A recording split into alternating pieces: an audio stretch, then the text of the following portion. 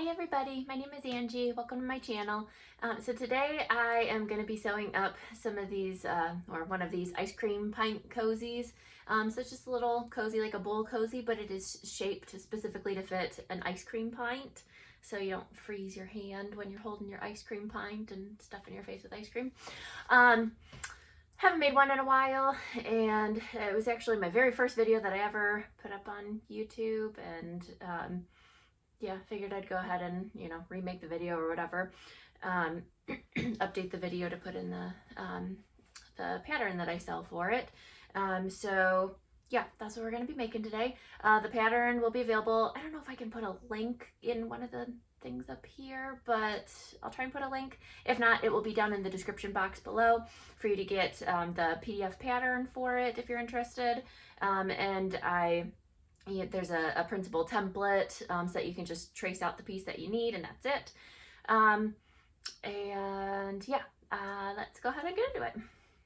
All right, so I started out cutting out all of my pieces. So I have two exterior pieces, or two pieces of cotton that I'm going to use for the outside, and then two pieces of batting.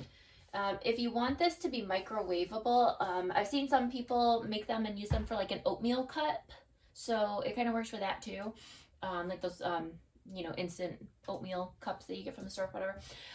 So if you want this to be microwavable or hold something hot, then you want to make sure that everything that you're using is all 100% cotton, including your thread. For if you're, solely using it for ice cream and that's it, then it doesn't matter. You could use, polyester batting, polyester thread, whatever. But if it's going to be touching something that is hot, or if you're gonna, you're intending to use this for something that you're gonna put in the microwave, then you want to use 100% cotton for everything. So like I said, I have my pieces cut out, and I am just gonna go ahead and line these up.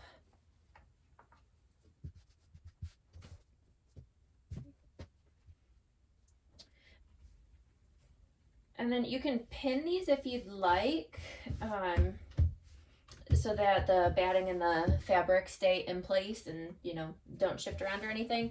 I find that for the most part, the batting, they kind of stick to each other pretty good. Like, I don't know, they don't, doing all of that and it didn't really shift or anything. So I don't tend to pin it just because I don't have an issue with it shifting. But if you're worried about that, definitely go ahead and just throw some pins on there. And then again, if you're looking for this to be exact, then what I would suggest doing is taking from the backing side and fold these pieces in half, like the ends over here. Fold it in half so that you can find the center of all four of the pieces, and then draw a line from one point to the other, from one center mark to the other. And then that is where we're gonna go ahead and stitch like a quilting line. So it just kind of holds the fabric down. I usually just eyeball it, just, to save time. But you can definitely go ahead and, get this more exact if you'd like. So I just literally just eyeball it here. It looks like it's in the center, so that's good enough for me. And then I just kind of like, since I'm not following a line or anything like that, I just like to, hold this down and kind of keep my fingers on some of the side seams. So it helps me visualize where the center is a little bit better. I don't know, that's just what works for me.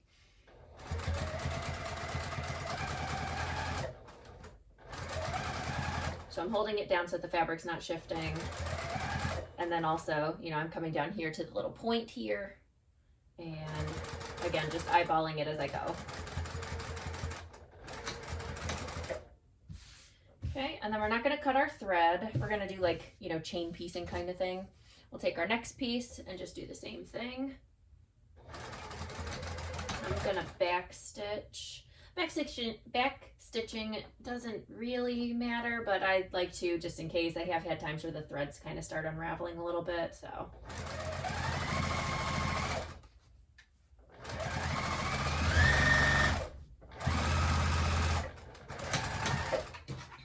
This piece, we're going to go ahead and snip that one off.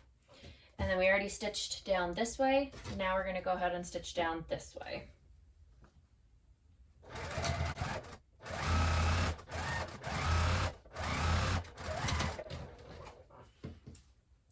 Cut our thread again, and then again this one we already stitched this way, so now we need to go this way.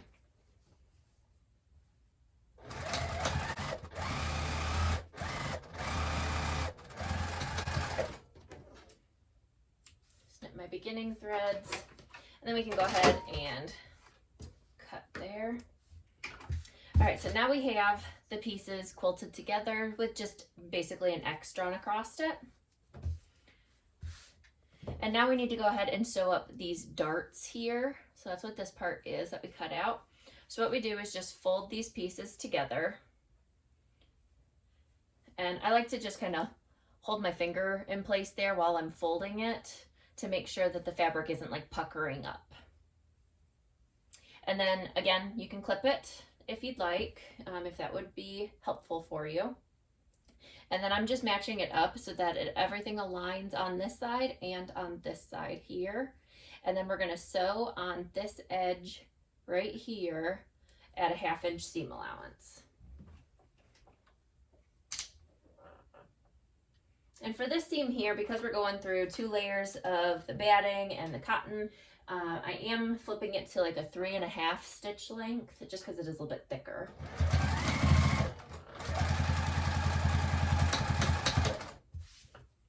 And then I'll grab the other piece and do the same thing, lining these up.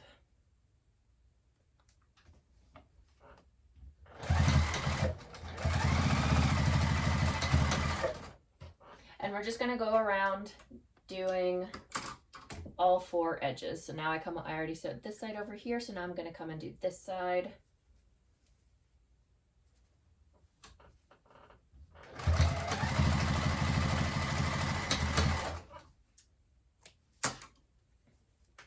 And we'll just go around and do all the corners.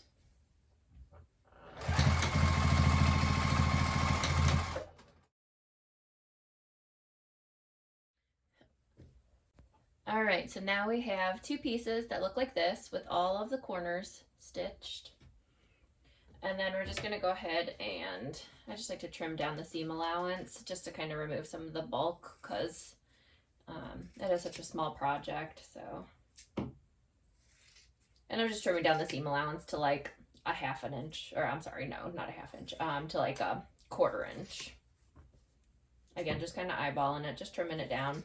Not too close to your stitches that it would put stress on it, but just enough to, you know, get rid of some of this extra that's going to be, you know, sitting inside of the cozy.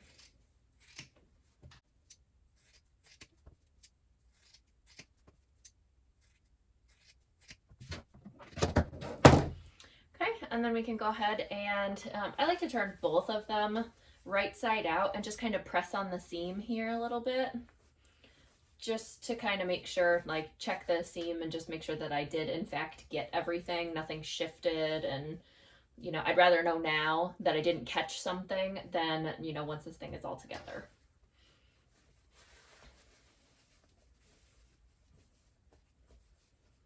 All right, so both of them look good. So one of them I'm going to turn back to wrong side out. And then I'm going to take one and insert it into the other one. And we're just going to go ahead and this part, I will go ahead and clip this. But what I like to do is just go and line up these seams here. So the seams that we sewed, and I just butterfly them, push, you know, one way and one the other, so that it kind of looks like that. So this bottom one is going that way, and this top one is coming this way. And it just butts those seams up together so that it sits nicely. We'll just do that to all 4. Okay, so that is all the clipping that I like to do, but you can definitely go ahead and clip, you know, more throughout here. But so what I like to do for sewing this up is start at one of the tops of these flat tops here, And we're just going to start there and just kind of make our way all the way around, following, you know, coming down and back up, following the whole way around at a 1/2 inch seam allowance. Let me see if I can maneuver the camera to get a better view of what I'm doing. Okay, hopefully that's a good view there. All right, so what I'm gonna do is start up at the top of one of these flat edges here. And you can kind of make a mark here of where the 1/2 inch is, like where it intersects down here. So basically you would just take a ruler and find a 1/2 inch down from this line here, and then find a 1/2 inch down from this side over here. And then wherever that intersects, that's where you're going to start your stitching. I'm just gonna eyeball it, but that's what you would do to find it. And I am just gonna start at what seems like a 1/2 inch. That looks about right. So I'm gonna go ahead and put my needle down. And there you go. Couldn't grab my thread. I'm gonna take a stitch forward, stitch backward a couple times just to lock my seams. And then take that clip out because it's kind of already in my way. And then I'm just gonna follow a 1/2 inch seam allowance down. And then there's a lot of pivoting and seeing if things line up or not. You know, you kind of have to pivot to the next one and see if you're at a 1/2 inch seam allowance or not. I am not, so I need to go back to the direction that I was heading. Take one more stitch, we'll turn it. That's not quite a 1/2 inch yet. So I'll go back, take another stitch. All right, now I'm at the 1/2 inch seam allowance. So now I'm just gonna keep going. And again, do the same thing. Nah, that's a little too big. So we'll take one more stitch. There we go. And now we're gonna shift over and do this side.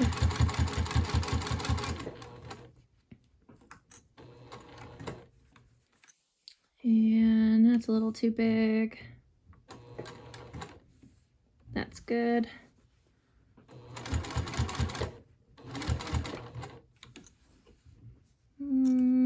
Not quite.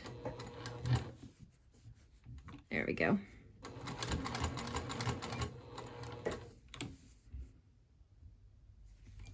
Nah, close enough.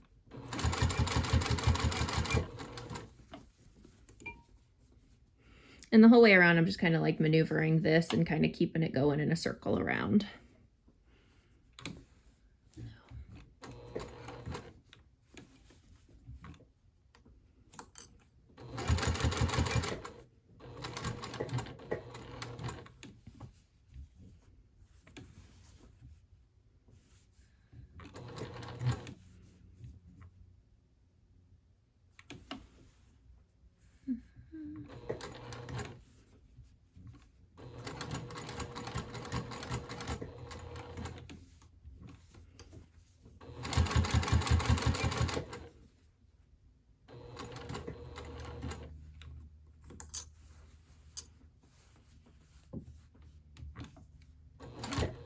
Whoops. Almost went too far. Which if you do go too far, you just back it up a stitch. All right, now I didn't mark anything, so I just kind of have to remember, but I am coming up to my opening here, or where I'm gonna leave an opening, because this is my beginning thread here. So again, I'm gonna come up here until I hit 1/2 inch again. Like if I were to shift and continue sewing, it would be at a 1/2 inch, which that's that right there. So now I'll back stitch to lock in my seams. Cut the thread. And now we have a little opening here where we did not sew, and that's where we're going to turn the bag through. Okay, so this is how it's looking right now. So now we just need to go ahead and trim down the seam allowance along the top, except for at the opening here. So we're not going to trim this down because we need something that we can fold inside to top stitch and close it up. So we're going to leave the seam there. So what I'm going to do is at the start here where my stitches are, I'm just going to kind of snip here and then come in and just start trimming back.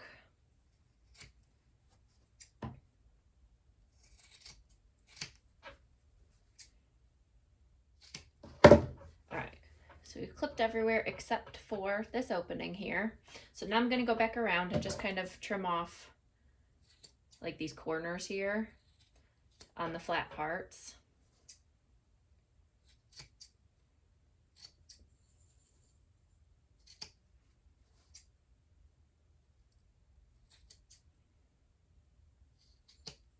But I'm not going to do at the opening. And then I'm also going to very, very carefully snip into this seam right here. Don't snip through your threads or through your stitching lines, but just a couple snips. It's a little hard to do sometimes. Sometimes I cut it a little close. Sometimes I actually do cut through my stitching and then I have to go back and re-stitch it again, but just be very careful, and it just kind of helps loosen things up in that spot so it's not so bulky, so that it's easier to top stitch through after we turn it. Okay, so cleaned everything up, so now we can go ahead and very carefully turn this through that opening. It is a very small opening, so it can be tough, but just take your time, go slow. If you pull too hard on it, you can break your quilting stitches, like these stitches that we did across that X. Those can pop, and then you have to turn it wrong side out again and redo those stitchings. It's a big pain in the butt. So just very gently give it a little tug and just keep working your way around. Sometimes pulling from one side while your thumb is pushing through is what I found to be easiest. So shove a little through and then pull.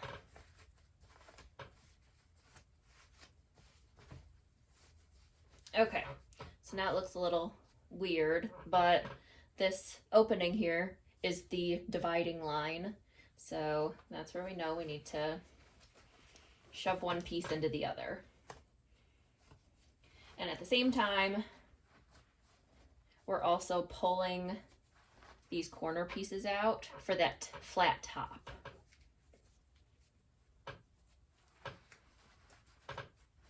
You can also take something with a blunt end, like,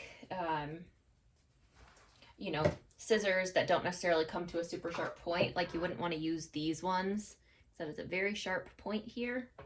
But these ones, you know, they're pretty blunt on the end. It's not too bad. So you could go and take those and use that to help you turn the corners and poke them out. I mean, you can leave them and then it's kind of more like a scalloped edge where it's more wavy. But if you want more of like a flat top with like a, you know, more rigid lines, then you would just go and come around here and just poke those corners out a little bit. But very, very gently. You don't want to push too hard and then you poke through the fabric.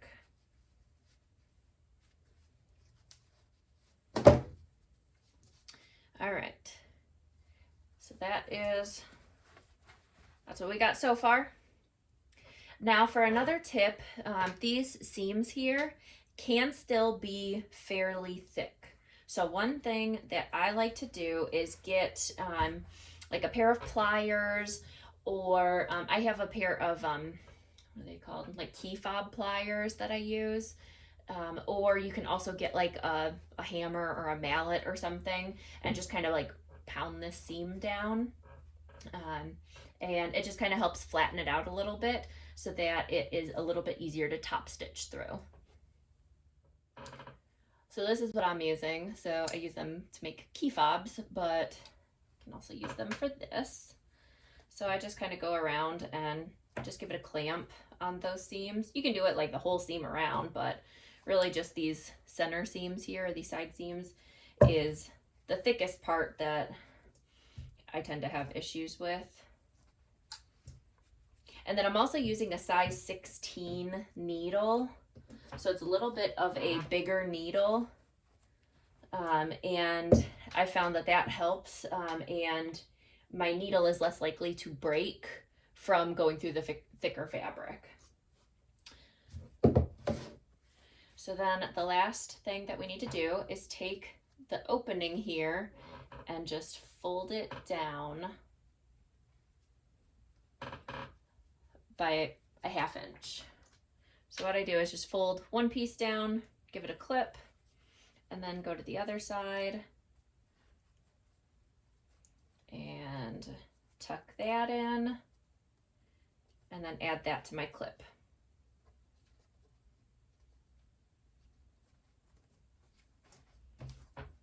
Okay, so all we have left now is to top stitch at 1/8 of an inch all the way around, and in doing so, it's going to give it a nice finish, make it look a little nice, or I mean, it's already looking nice, but makes it look a little bit more professional having that top stitch on the top there. And then it's also going to go ahead and close up this seam. So it's going to hide that, that's where we turned it. So we'll go ahead and do that. And then this, I am going to go ahead and lengthen my stitch length to a 4, because this again is a lot of fabric that we're sewing through here. This is 4 layers of batting and 4 layers of fabric. So it gets pretty thick. All right, so I'm just gonna move my clip over to the side here, and I'm just starting kind of in the middle over here. And then if you have a marking on your machine for the 1/8 of an inch, we're just gonna follow an 1/8 of an inch seam allowance. I just kind of do like halfway through my presser foot here, and that usually is, I don't have an actual line on my machine for it, I don't think. Maybe I do. I never really paid attention, but yeah, I suppose I do. That is about that.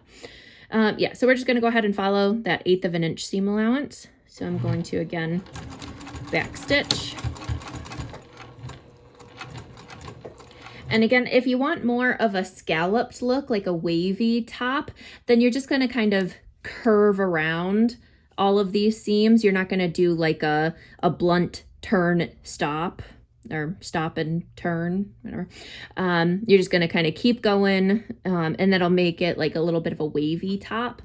But the way that this one is, with like, you know, a nice crisp top here, what we're going to do is stitch until we get to about 1/8 of an inch when we would turn it, and then give it a turn and then keep going.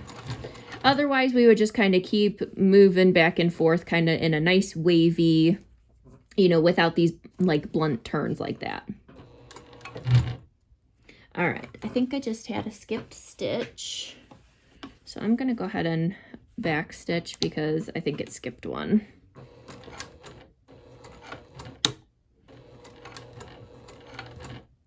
So there we go. And then we're going to stop and shift. Every time we stop and shift, our needle is down. And then this one, the corner was kind of poking or rolling in again. So I'm just poking it back out. So now I'm getting to the top of one of those flat ends. So I'm going to stop again and shift.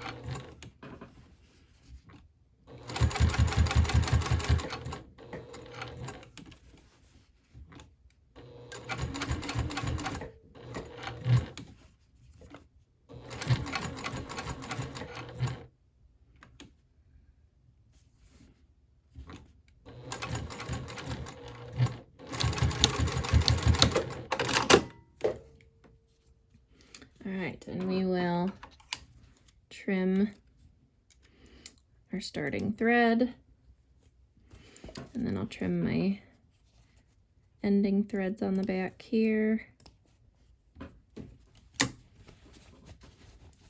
Poke everything out one more time, and there we go. All right, well there it is, the ice cream pint cozy. So these make awesome gifts for really any occasion. I always say bowl cozies, and especially ice cream pint cozies, they are the gift that nobody knows that they need until they have it.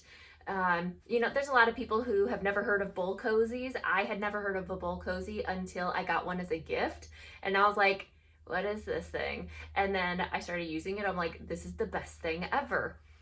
That is this. Me and my husband, we always, for the longest time, we had this tradition that we would split ice cream, a pint of ice cream on a Sunday night. It was like our thing. And we would like have to like wrap it up in a towel and stuff because it was like so cold sitting there holding it, like, and none of us, or neither of us, wanted to hold it. So this was my solution to that. But yeah, so it's just a fun little project. You can bust these out super quick. You know, if I'm batch sewing a bunch of these, you know, I sell them in my Etsy shop along with the pattern. But you know, if I'm batch sewing a bunch of these, you know, I can get one done in 15 minutes, you know, average about 4 an hour. So, and you know, that's not even going that fast. I feel like there's probably people who could go a lot faster than me. But yeah, so these are great for batch sewing. Craft fairs, you know, stuff like that. But yeah, so that is the ice cream pint cozy. So if you enjoyed this video, please give me a thumbs up. I would appreciate it. And leave me a comment below if you have any questions, or comments if you enjoyed this video. If there's anything that you'd like to see a video on, let me know. And subscribe to stay tuned for future videos. I'll see you next time. Bye.